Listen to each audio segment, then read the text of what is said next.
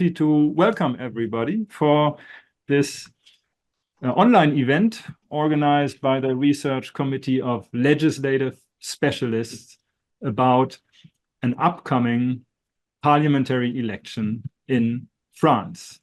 As we know, I think otherwise we wouldn't be here, after the elections to the European Parliament, the President of France, Emmanuel Macron, has called for snap elections to the Assemblée Nationale. By saying, because the results of his own party were very bad, and the results of the right-wing Rassemblement National went up to 31%. He said, "I cannot pretend that nothing has happened," and called for snap elections in, I think, what was a surprise move to many observers, and left many people with big question marks on their face in Europe, in Germany, and also in France. So that's what we want to talk about. The Atlantic Council writes, "Never in the last 50 years have the stakes in a French election been so high." And we're happy today to have Calixte Bloquet with us. Calixte is a research associate at the Institute for Parliamentary Research in Berlin. She's also a member of the CESSP in Paris, the European Center for Sociology and Political Science in Paris. And his work focuses on the study of parliamentary structures, bicameralism, and representation. Calixte has earned his PhD at the Sorbonne University in Paris with a dissertation on the French Parliament and its role in the lawmaking function. For this dissertation, he was awarded the research prize by the Assemblée Nationale in 2022. Calixte has taught French politics and French constitutional law at various universities in France, in the Czech Republic, in Germany. So we have the perfect expert here to tell us and to help us make sense of this upcoming election. Our plan is, as we've scheduled a 1-hour event, to give us to hear a short presentation of maybe 20-25 minutes, and then have enough time for question and answers. And as we're a small group, we can just do the question and answers later on by talking to each other. If you do not know the Research Committee of Legislative Specialists, then you should, and join us. Joining is free. You can follow the link that you find also on the website, and then you will get continuous information about these and other events, conferences, publications. All right, I hand over the floor to you, Calixte. Yeah. Yeah, okay. Then great, let's start. If there is an issue, tell me. But hi, everyone. Thank you for being here, and thank you for having me. Very glad to be presenting this today. It actually gave me a very good opportunity to try to make sense of those elections for myself, while trying to make sense of this for other people. I will try to be quite quick and give you like a rundown of the main points so that we can have a talk afterwards, but I also got a bit overboard with the number of information.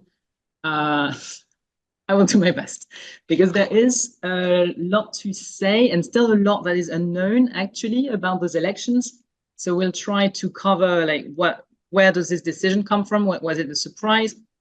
What the stakes actually are? Why are those elections so important? What's been going on in the campaign in the past couple of weeks? What are we watching out for in the results, and what are the potential consequences, basically? So as a start, as Sven mentioned correctly in the introduction, the starting point was the European election on June 9th, and the terrible results of the parties currently in government, mostly compared to the results of the far right. This was expected, that the polls were showing that this was going to be the result. What was absolutely unexpected was that the president would go then on TV to announce snap election afterwards. This surprised basically everyone. For context, it's the first time dissolution has been used in this way, like after losing elections like this. Like, it's not a normal thing, specifically not after like European level election, because it makes it sound like it takes like national consequences for what is actually not a national level election. So that's a bit surprising as well. It's surprising in terms of calendar, because a lot of like some important bills were being debated at the time in Parliament. For example, one about medically assisted suicide that was a lot in the media. And as you all know, France is hosting the Olympics in a couple of weeks, which makes it also a bit strange to risk changing government at this point in time. So quite strange calendar. The dissolution itself is not entirely unexpected, and it doesn't come entirely out of the blue. It had been rumored for some months, for weeks to months now, that this might happen at some point. It was mostly rumored to happen around September or October, but it was supposed to be something that was coming up, and that was studied and debated around the president for the past couple months. And the European election basically just happened to be a trigger for it. So why was it kind of expected? For that, you need to go back to our last legislative elections, which were in 2022. Since 2022, France has had a minority government. Wait, if I can find the pointer. Yes. With the three parties that you have here, like purple, orange, and light blue, are the three parties that are currently around Emmanuel Macron in government, and with then on the left and on the right, opposition parties. So since 2022, minority government that has kept running into trouble, like has had issues passing some bills, has had issues notably around budget and things like this. The French constitution is very well made to run a minority government. Like there is all of the dispositions in the constitution made to still manage the country in a minority government setting, but there is no political practice of this in the French basically in the French political system. It has almost never happened before, and parties are not used to compromising, or not used to talk to each other, not used to work together that well. So yeah, so that's the general thing. In the past 2 years, those three parties in government have been mostly relying kind of uninformally on the Conservative Party that you see here in a bit darker blue. They're not part of the government, but they have been helpful in votes to pass bills or to maintain confidence to the government before. What has changed in recent months is that the Conservative Party has been hinting that they might stop doing that they might stop supporting, and specifically that they might not vote the budget for 2025. And so the risk was that if they were not to vote the budget, that then a confidence question would be asked, that the government might lose this confidence question, then have to resign, then we would have a crisis that would necessitate a dissolution. And so the idea was basically, okay, if like the dissolution now is basically anticipating on a crisis that was to come in the fall, kind of. That's the explanation that is given.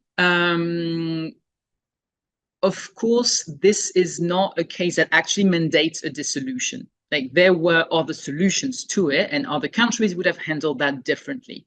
For example, they could have talked, decided to make a broader coalition, decided to reach some kind of agreement, to give something to the Conservatives so that the Conservatives vote the budget for in the fall, or to other parties. Like solutions could have been happening. That is not where that went. And it was very much framed as no agreement can be reached. Crisis is inevitable. And if crisis is inevitable, might as well deal with it now, basically, is kind of the thing.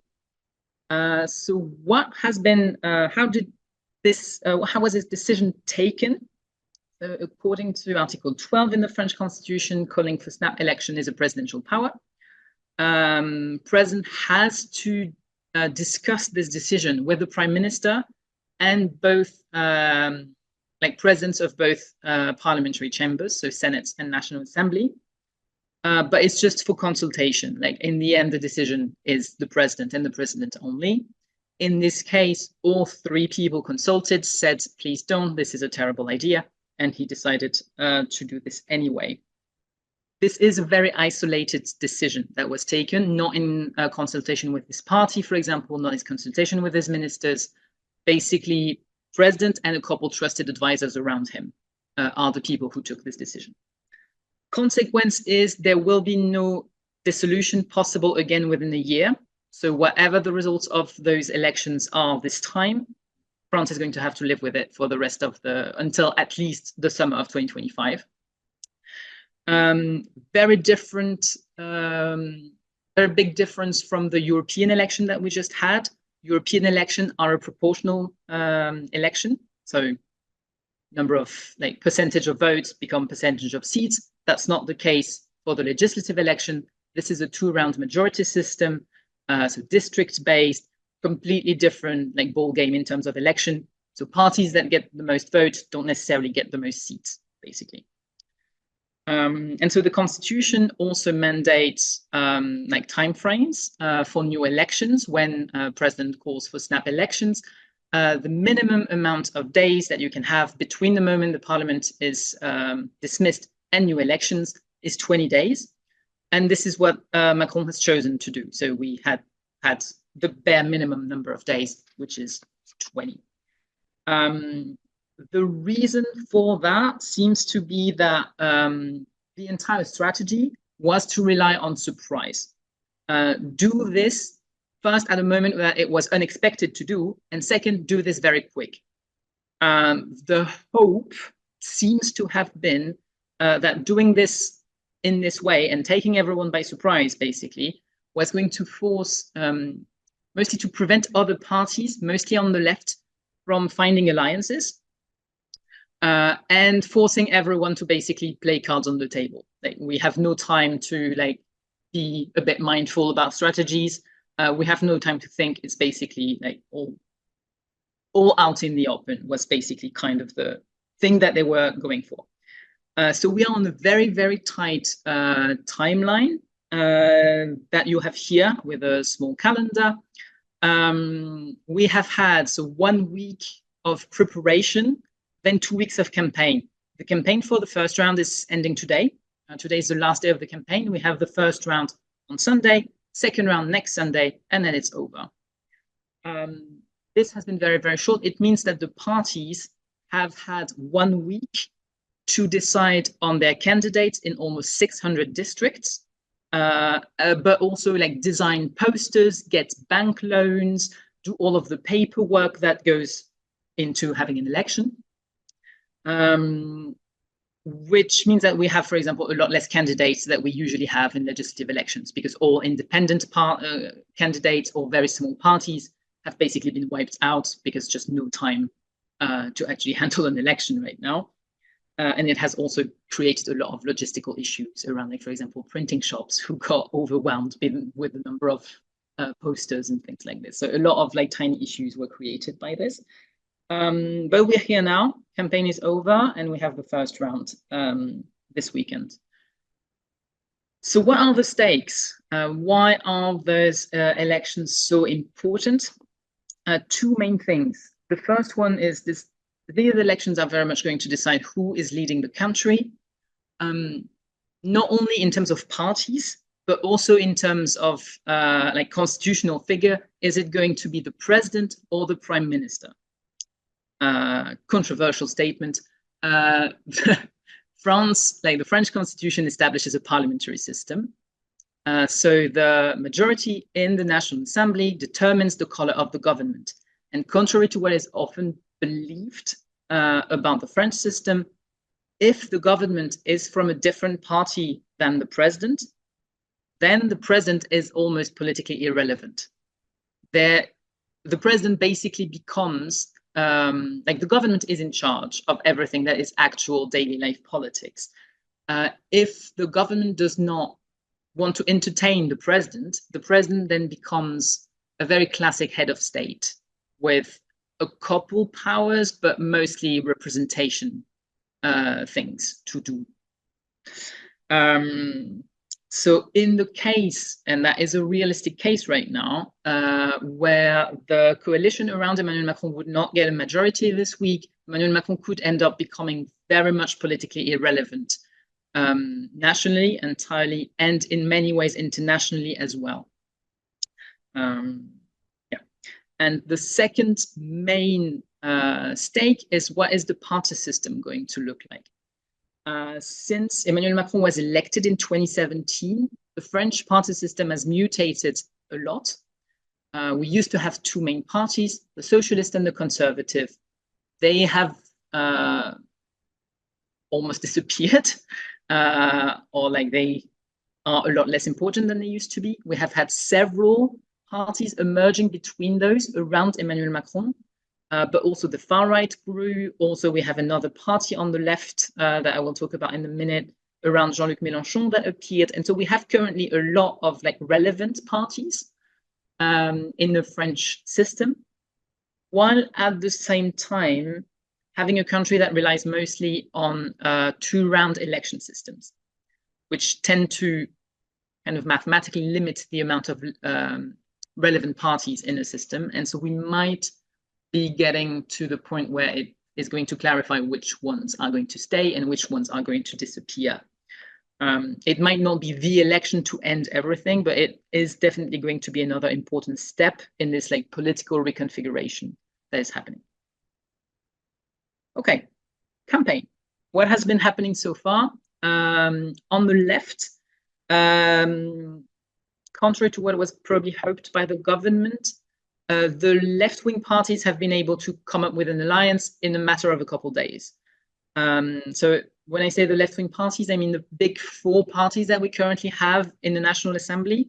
So it's the Socialist Party, the Greens, the Communist Party, and another party called La France Insoumise, usually translated as Front Unbowed, but I will also call LFI in this presentation. That is the party around Jean-Luc Mélenchon. So those are the big four, but this alliance is also comprising many other smaller left-wing parties and left-wing movements in general, and has been called the Nouveau Front Populaire, the New Popular Front. So it's an electoral alliance. So they have basically shared districts. Like the goal is to not split the vote. So here you have a map and each of the districts in France, and each district is supposed to have one candidate from one of those big parties, so that the vote is not split between like left-wing candidates. Of course, this is the kind of thing that triggers a lot of resentment sometimes at the local level, and there is some conflict, but not that many dissident candidates. So actually pretty well-respected electoral alliance so far. They also have like an actual shared political platform, and they have committed to govern together should they get a majority.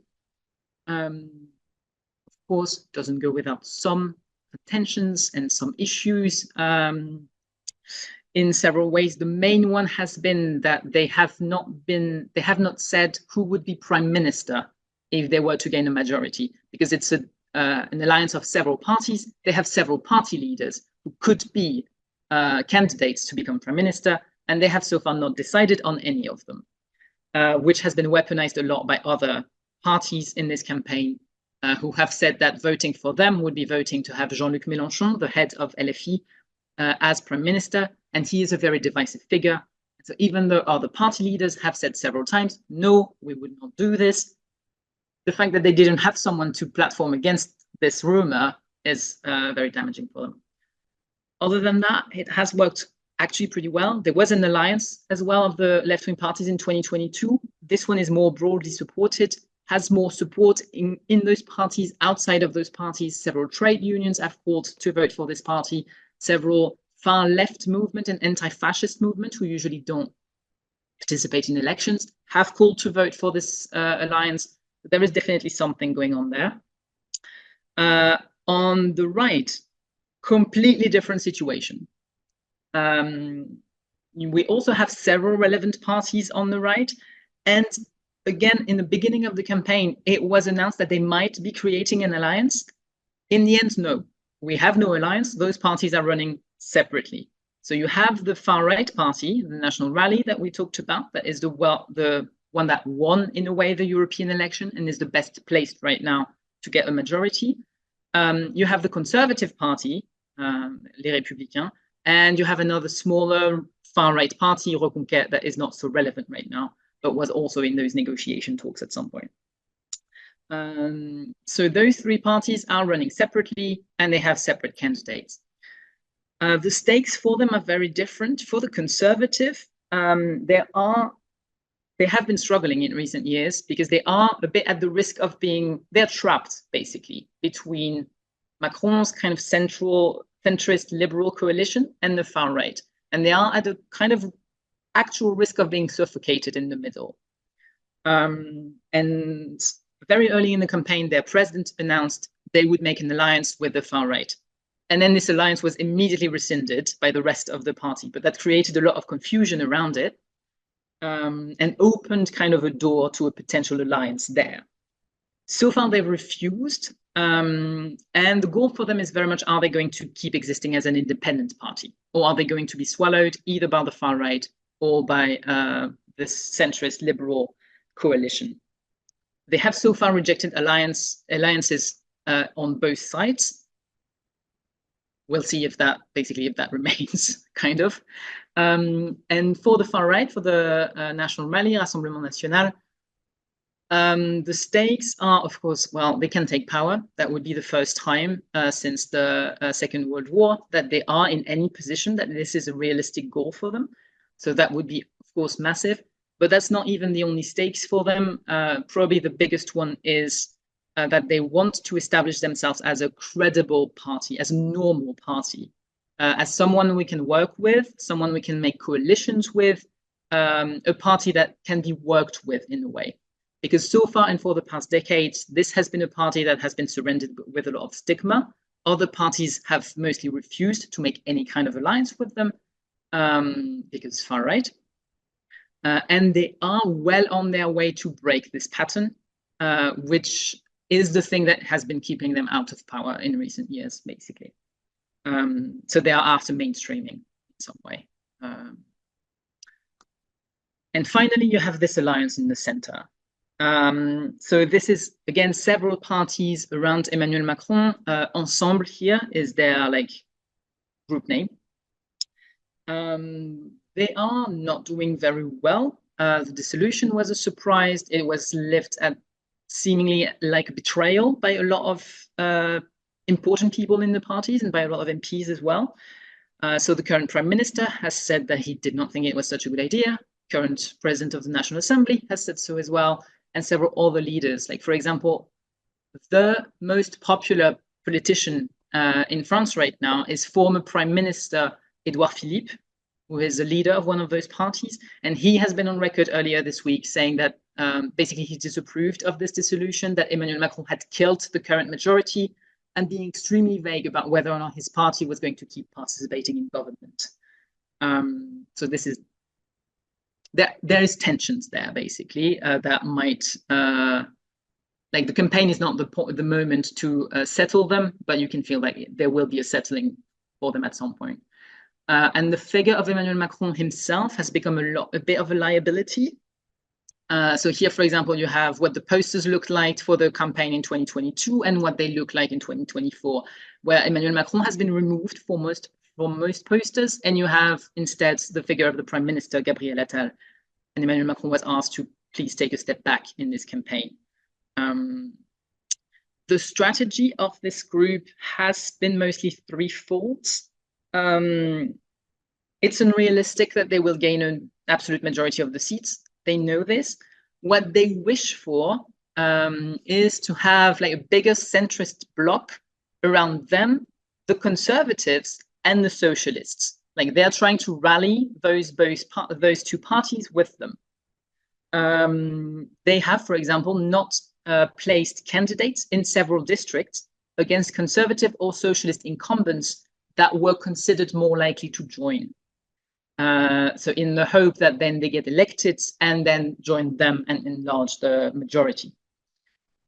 That this might work at the some individual level, at the party level. They've burnt a lot of bridges, but you never know. Situations sometimes commend things.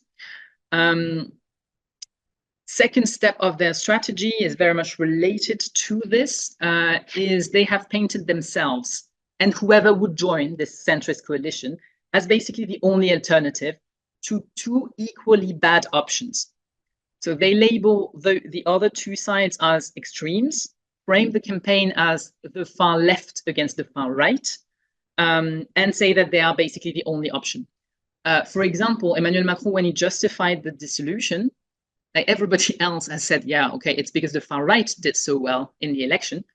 In a letter that he has written, he has explained that if he went through with the dissolution, it was because in the European election, the cumulated votes of the far left and the far right were over 50%, counting like both sides as the issue and the as being an equally bad problem. For the record, qualifying any of the parties that are part of this like new Popular Front of far right is incorrect. There is no real ground for it. They go from center left to left, but mainly their positions are like, okay, higher minimum wage, different kind of taxes, but they're not into like, I don't know, do a revolution, abolish private property or something. Like this is not this kind of party. So yes, so this is the second step of their strategy. And the third step is, even though they've put both of those on the same, like on equal footing, most of their attacks have been targeted at the left right now. The strategy seems to be that they want to, because we have 2 rounds, right? The goal is to be in the second round. You need to pass the hurdle of being in the second round. Once they are in the second round, the hope is they will be in the second round against the far right. And then left-wing voters are going to vote for them and then let them win against the far right. So they need the left wing to be out in the first round. And so this is who they are campaigning against right now. They want to knock out the left on the first round to get to knock out the far right on the second. This has led to a very massive shift in discourse. With, for example, ministers earlier this week saying the bulwark, the main, like, yes, the bulwark against the Popular Front is not the far right, it is us. Kind of framing the stakes of the election as, okay, the big threat is the left taking power. And then there are 2 ways to go. So we need to prevent this. And then there are 2 ways to prevent this, either far right or centrist. Which is a complete overturn to what you would have expected this election to be talked about, like preventing the far right to get into power. And then there are several ways to go about this. So the main enemy is the left right now. And I know I've talked a lot about this so far, but I just want still to take a minute on this because they have spent a lot of time in like dramatizing the stakes of this election. With, for example, Emmanuel Macron earlier this week saying that if either of the 2 other coalition wins, that it will start a civil war. This morning, the Ministry of the Interior was again speaking of chaos if one of those 2 blocs win. And it has actual consequences on the voters as well. What I've put you here is just an example of one poll, but it's actually a very, it's a tendency of the past months, of the past actually couple of years. This is a question that has been asked last week, how to voters, how would you feel if one of those blocks were to win? And Grey is worried. And you can see that half of the respondents say they would be worried if the left-wing coalition were to win, which is about the same number of people that would be worried if the far right were to win. And this is kind of new in those kind of proportions. So what do we look out for on Sunday? The things that are going to be important are going to be composition of second rounds. It's of course going to be very different if the second rounds are mostly left against center, mostly left against right wing, far right, or far right against center. Like the votes are going to go in different ways. What is going to be very important is what are party leaders going to say about this, and what are they going to advise their voters to do. So far, all left-wing leaders have said that in the second round, in which the left-wing wouldn't be, they want their voters to vote against the far right, so for anyone who is not the far right. The centrist coalition have so far given no hint about what they would do. Conservatives have so far gotten no hint about what they would do and have refused to say anything about it. So far, it seems like they might be going toward a neither nor position, so neither far right nor unclear, either nor LFE nor the left, depends who you ask, which would be complicated and which could give districts to the far right if centrist voters were to abstain, for example. And the variable that makes those elections so unpredictable is that so far I've said, okay, composition of second rounds with 2 candidates, but we can actually have more. We can have 3, we can have 4. What you need is 12.5% of registered voters to get into the second round. So the higher the turnout, the higher the likelihood that more than 2 candidates are reaching the second round. And these elections are going to be very high turnout because very high stakes. And in those cases, traditionally, if the far right comes first, then the third candidate, the least best placed candidate, would drop out to allow the other one basically to win against the far right and not split the votes, which again, left-wing leaders have said that they would do again.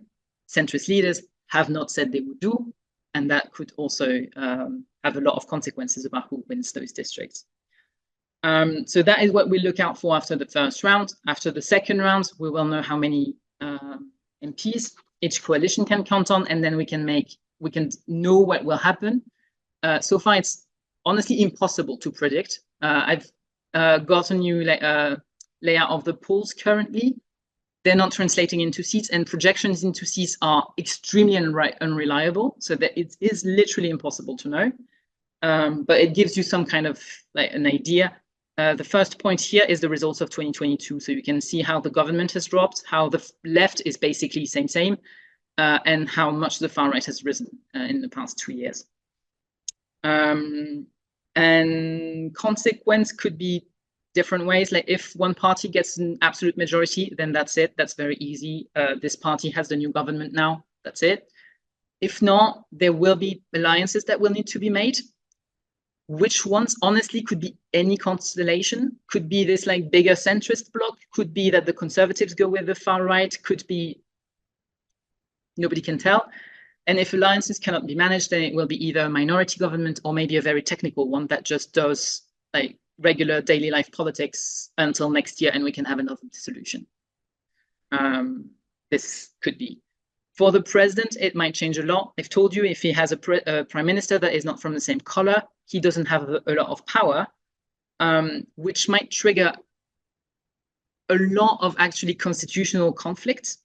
This has started already. This has been a debate for the past couple of days in the campaign, for example, around the topic of who would be in charge to decide whether or not to send troops to Ukraine. Would that be the prime minister or the president? Of course, the far right is currently claiming it would be the prime minister. The centrists are claiming it would be the president. As a constitutionalist, I would tell you it's the prime minister. But it is something that can be debated, and there are many issues like this that would be debated if we had, for example, a far right prime minister and Emmanuel Macron as a president. And there is always a possibility that he would resign, actually. He has so far said he wouldn't, but it is not completely impossible and would not be unheard of in French traditional politics that he would do this and then trigger a new presidential election. That would be a completely different thing. But so yeah, so far absolutely impossible to discriminate between any of those scenarios. So you will have to just tune in and see what happens, basically. Okay, sorry, I was a bit long, but I'm going to stop talking now and we can have a conversation. Thank you for your attention. Thank you very much, Calixte. And I think that was very enlightening to many of us, even though the prediction is hard to make. But I think we have understood much more about the mechanisms that are behind it now. And I would immediately open the floor for comments and suggestions. You can raise your hand. Yeah, maybe it's easier to switch off the screen sharing. So as we have about 20 minutes time for discussion now, we can just go about either raise your real hand or your electronic hand if you have a comment or a question to Calixte. And as usual, the first question takes a while, but Paula, please go ahead. Hi, thank you for the presentation. How was the strategy that the Nouveau Front Populaire followed to decide the candidates? For example, the most popular candidate in the district, or the candidate that represents the ruling party at the local level, for example, the mayor. Is there one strategy in the whole country, or depends on the district? Thank you. So for this election, it was actually not that hard for them to decide which party would get which district, because they had done this work already in 2022. In 2022, it took a lot more time to actually decide who would get which district. In this case, they could rely on the share that they had done for the 2022 one. They still changed some of it, like the Socialist Party got more districts, for example, and La France Insoumise got less. And so that's mostly between those two parties that some districts were changed. And this was then an agreement between those two parties, kind of depending where the La France Insoumise did terrible last time, and so might as well have someone else give it a try. Also, they've noticed that one of the things that they noticed is that La France Insoumise is very much a party that does well in cities. And the Socialist Party has a very good rural countryside vibe. So a lot of districts that were shifted from one to the other were actually more countryside districts in which the Socialist Party has more of a historic route. So that what was done there in 2024. In 2022, they took into account incumbents, historic districts, basically districts where you win. And then it was kind of a share in between most likely districts, so that each party could get some of the likely ones and each party could get some of the terrible ones that they're never going to get anyway. So that was a bit how they did this in 2022. And it's amazing in this short time frame that they even managed the whole nomination of the candidates. Stephen, please go ahead. Yes, so I've got a couple of questions. Well, the first is a comment. I like short time frames for elections because we've still got a week to go in the UK of the most depressing electoral campaign that I've ever come across, which is getting in the way of the football and all sorts of things. So I think the quicker the better, especially if anyone's been following it. The standard of this one has been absolutely awful. My questions are, I read today about the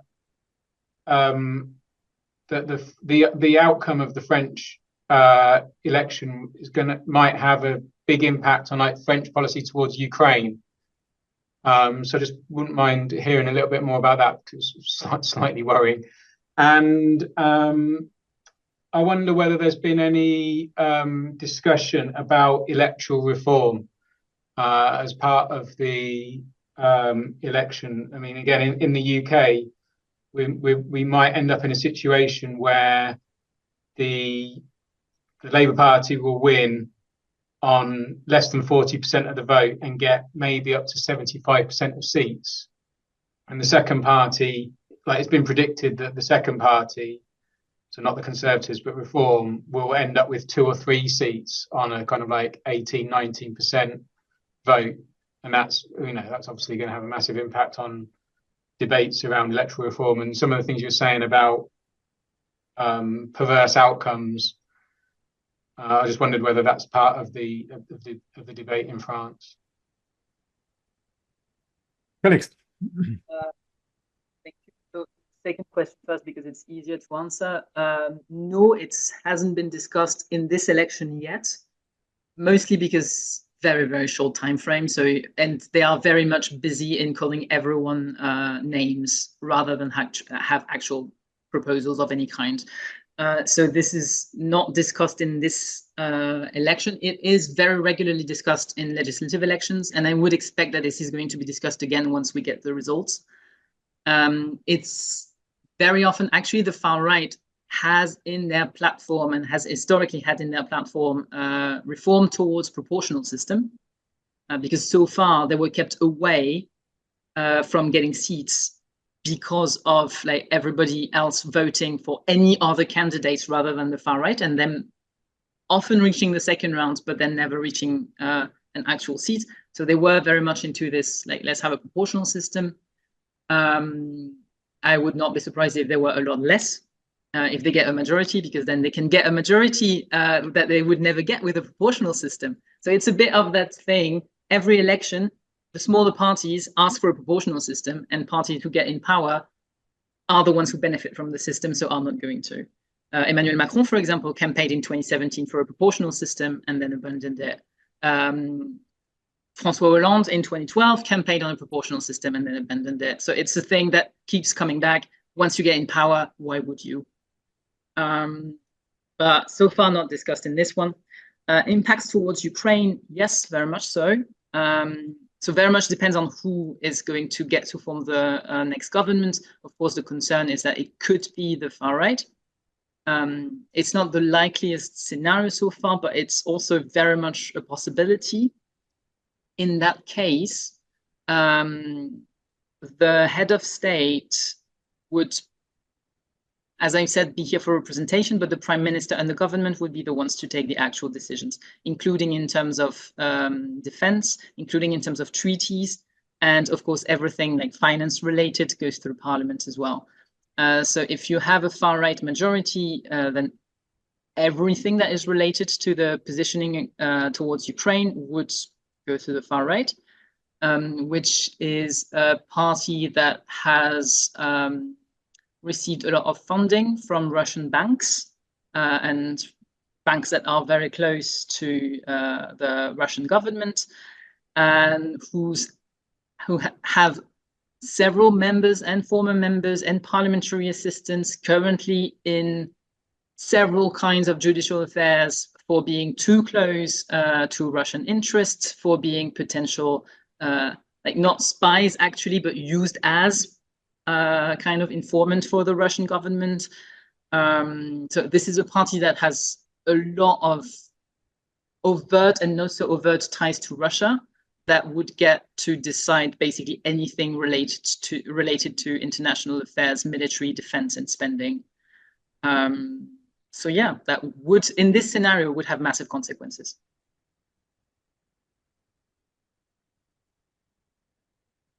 Thank you. Maybe I can add a question. Sorry, it's super bleak. Maybe I can add a question about the situation with the majority, and you mentioned basically the classic discussion: is there it's this semi-presidential system or not? You took a clear position on that, and you mentioned the two classic perspectives: clear majority of the president, or the cohabitation. But you were also talking about the current situation, which is a minority government. So I have two questions. First of all, have the French found a good name for this minority government, like the minority government version of the cohabitation? And second, isn't that also a possibility of an outcome that basically things stay not necessarily in the same numbers, but in that situation that after the election, we do have a minority government, which will then bring the challenges that you mentioned, which lead to the political actors, compromise, etc., that are not embedded in political culture. So is that, looking at the numbers, completely unrealistic? Do we only have to look for majority or cohabitation after the elections, or is a renewed minority government a possibility?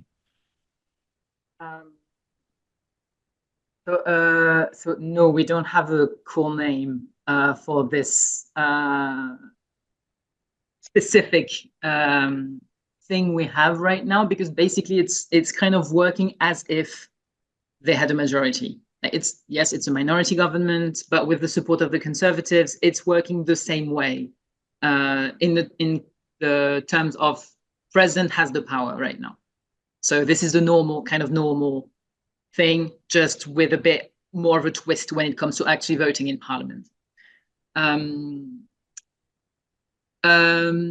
We can have, again, a minority government. The thing that would be different, and the reason why I insisted on the potential for cohabitation, is that currently we have a minority government, but this centrist coalition is the biggest coalition in Parliament. So we have a minority government that is the biggest one.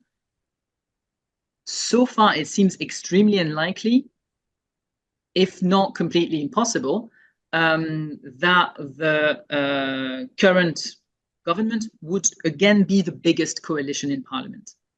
It seems very likely that the far right is going to be the biggest group in Parliament. It seems likely that the left is going to be the second biggest. And then that this centrist coalition of three parties would be then third biggest. So it's not that they can't.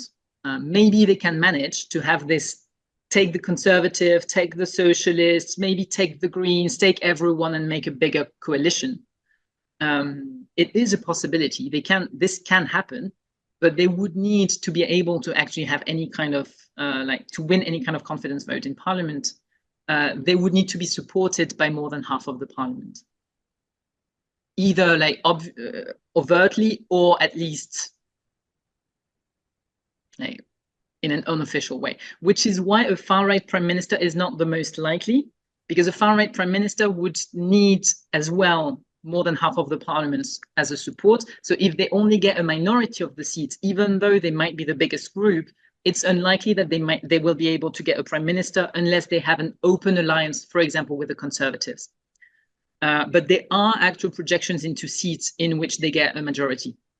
So this is a scenario, not the most likely so far, but it is a possibility, and will a lot depend on what happened between the rounds and basically how does that work with those three-way competitions. Do people drop out, or are people really going to end over districts to the far right? So yes, so majority, they're basically the only ones able to get a majority, but that's not too likely. Anything else will either be coalition or some kind of minority government, but probably a different one. And this is why it will work in a cohabitation mode then, if this is a prime minister from a different color. Kind of. Does that make sense? Yeah, thank you. Thank you. More comments, Franziska? Yeah, I could actually ask this next week, but I can do this now too. So I have one bigger one, and I think we've talked about this before. It is this phenomenon that that parties don't really work with each other from different sides of the political spectrum. Because for me, it's kind of weird, because the electoral system kind of forces that the parties on each side talk to each other, like the Front Populaire. They talk to each other, they cooperate, their aim is to get their candidates in Parliament. And why does this then just vanish when they enter Parliament? Or is it not more the case that it's inside the left, they cooperate, they talk to each other, and inside Ensemble, it's three parties, isn't it? So they do this too, but it's not that, like from Germany, CDU and SPD in one coalition. So you don't have the phenomenon that you cross then from the left to the middle. That this is so that there's no working together mode. And why is this? Because it's coming from the electoral system and the negotiations you need for this. One could expect more of this. And the other thing is just a tiny one. When you look at the Nouveau Front Populaire, there is yellow at the side. What does the yellow stand for? Because the other 4 colors I could attribute to a party, but not the yellow. So the yellow is actually for Place Publique, which is a small left-wing movement that is close to the Socialist Party. And for example, for the European election, Raphael Glucksmann, who was the first candidate on the list for the Socialist Party, is actually from this.